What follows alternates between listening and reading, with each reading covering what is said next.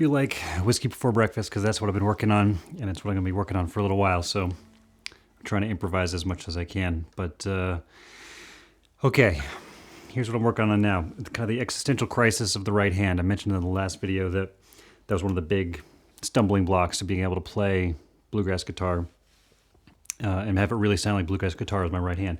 And as you just heard, a lot of what I just played, some of it language-wise was bluegrassy, some of it was a little more on the jazz end, which is kind of old habits creeping in. And then a lot of hammer-ons and pull-offs in places where I would like to be doing more alternate picking. I think it sounded fine, but the goal here is to have a solid right-hand technique that works for bluegrass. So here's what I'm trying to do.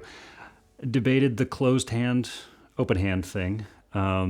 Debated the making contact with the guitar or floating or whatever it is, It's like there's kind of two camps, and there's great players. There's, on the closed hand side, Jake Workman and Trey Hensley and David Greer, and a bunch of great players. And then on the other hand, players with an open hand are kind of making contact. Tony Rice, Norman Blake, Bryan Sutton. It's like Kenny Smith, all kinds of great players.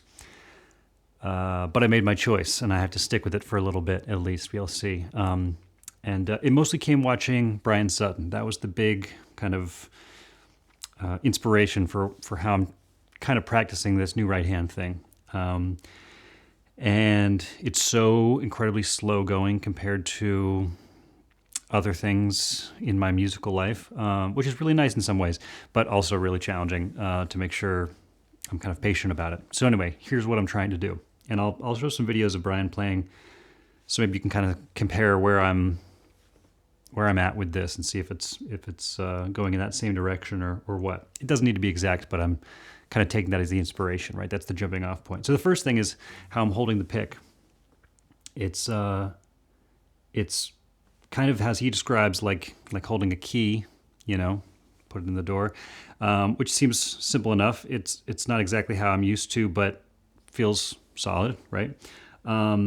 He's got an open hand, and then as he's playing, he's making contact with the guitar most of the time when he's playing single lines, not so much with the rhythm, but he's playing single lines or cross picking, making contact. Either kind of, it looks like he's kind of either, the fingernails are making contact with the pick guard, or when he gets higher up, it's, the fingers are actually on the strings. There's a couple different things that are happening. At first, that was super uncomfortable to have the fingernails here on the guitar, I'm getting used to it. Anyway, the idea with the motion here is that doing all this makes it easy to have this be a really fluid up and down with the wrist that kind of involves the arm, and then it's all kind of, it's all integrated, right? And when this feels comfortable to me, it feels really comfortable. But because it's very new, it feels very comfortable for like 10 seconds, and then if I'm not really, kind of staying aware of the present situation, then things start to tighten up, and then it's really uncomfortable. And I'm also still slow. Even when it is comfortable, it's slow. So I try to go faster and tighten up, and things get worse, right? So that's kind of what I'm working with right now. See if this looks kind of like...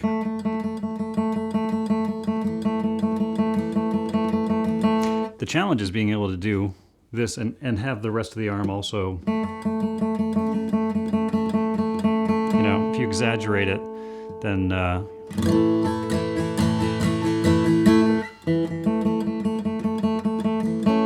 it's hard to know exactly how much, but that's the process. So one of the things he practices or talks about practicing is, just on a single note.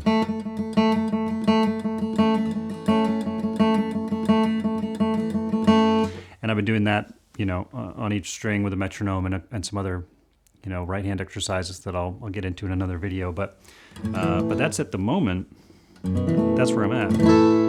And it seems nice that you can go from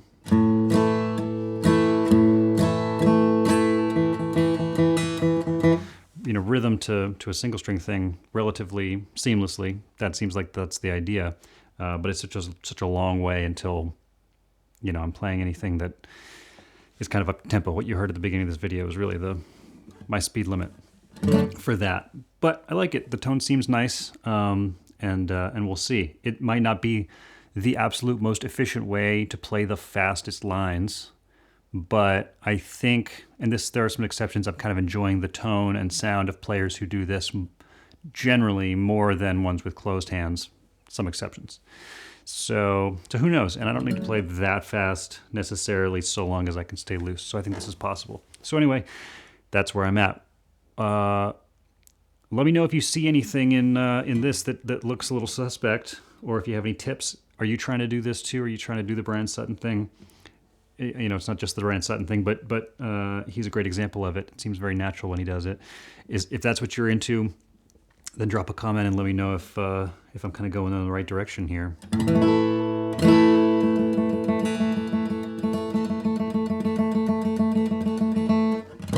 Seems like it's worth investigating anyway. So, all right, back to practicing. See you next time.